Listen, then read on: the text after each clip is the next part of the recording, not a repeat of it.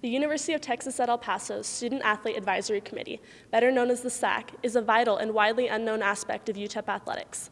I'm Marie-Therese Joyce, member of the Minor Sports Weekly production team and the UTEP Saac president. Let's take a closer look at the Saac. What is it and what does it do? The Saac is a committee made up of student athletes assembled to provide insight to the student-athlete experience. The Saac also offers input on the rules, regulations, and policies that affect student-athletes' lives on campus. The goal of this program is to provide leadership opportunities for student-athletes and to identify areas of responsibility for student-athlete leaders. The functions of the UTEP Saac are to promote communication between athletics administration and student-athletes, to provide feedback and insight into athletic department issues, to generate a student-athlete voice within the campus athletic department formulation of policies, to build a sense of community within the athletic program, to solicit student-athlete responses to proposed NCAA legislation, to organize community service efforts, to promote a positive student-athlete image on campus. Hi, I'm here today with redshirt freshman Melissa Toth, member of the UTEP volleyball team and the UTEP Saac. Melissa, as Vice President of Community Service, can you describe to us the new Pen Pal program? The Pen Pal program is about UTEP student-athletes adopting elementary school classrooms to write to them. The student-athletes will write to elementary school classrooms in El Paso, and it'll advance to their own hometowns, and they will eventually write back to their elementary school classrooms that they attended to. The Pen Pal program is a chance for these elementary school kids to work on their writing skills and also have a positive role model in their life. That sounds neat. What inspired you to bring this program to UTEP? When I was back in third grade, I actually did a Pen Pal program with a different elementary school classroom, and it was really fun just having someone else to write to and connect to and become friends with and share experiences with. So that's what inspired me to do it. So who's your adopted class for this project? My adopted class is my elementary school class back in Phoenix, Arizona. So as a student athlete, what does community service mean to you? Community service is a big part of my life, and I really like working with younger kids, and I feel that it's my responsibility as a student athlete to become a role model in kids' lives. So last year, volleyball logged the highest number of community service hours amongst UTEP athletics. What sort of activities are you and your teammates participating in this year? Our team is participating with the Child Crisis Center, where we go and play with kids and just get them out of the house for a little bit and, also become a role model in their lives.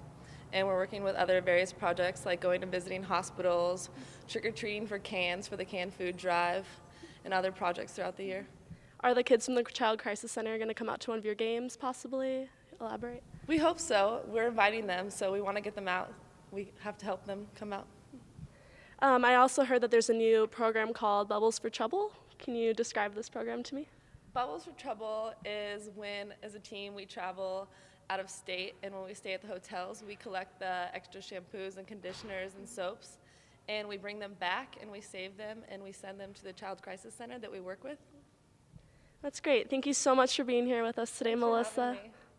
If you know of a classroom that could benefit from this program, please contact Emily Tremblay, the Life Skills Coordinator, at 747-6203, or shoot her an email at lifeskills@utep.edu. Last year, the student athletes of UTEP logged over 3,500 hours of community service, the most in school history. This year, we've launched a new program with a goal to reach over 5,000 hours. Here to tell us about the program is Life Skills Coordinator Emily Tremblay. Emily? Yes, this year we started a new program at UTEP Athletics in conjunction with the Life Skills Champs program. So this program is named UTEP Minors Adopt a Piece of El Paso, and we decided to launch this program because we wanted to develop strong relationships in the community.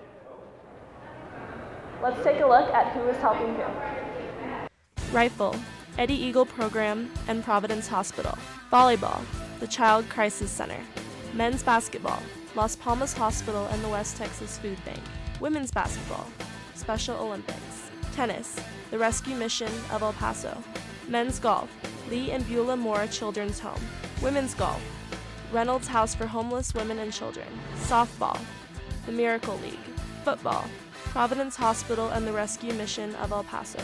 Track and cross country, La Posada Home and Providence Hospital. Soccer, the West Texas Food Bank.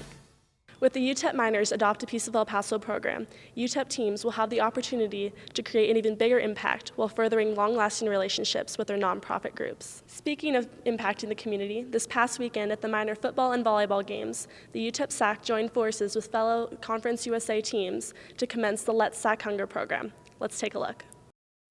Throughout the month of October, UTEP Saac has been collecting canned and non-perishable food items to donate to the West Texas Food Bank.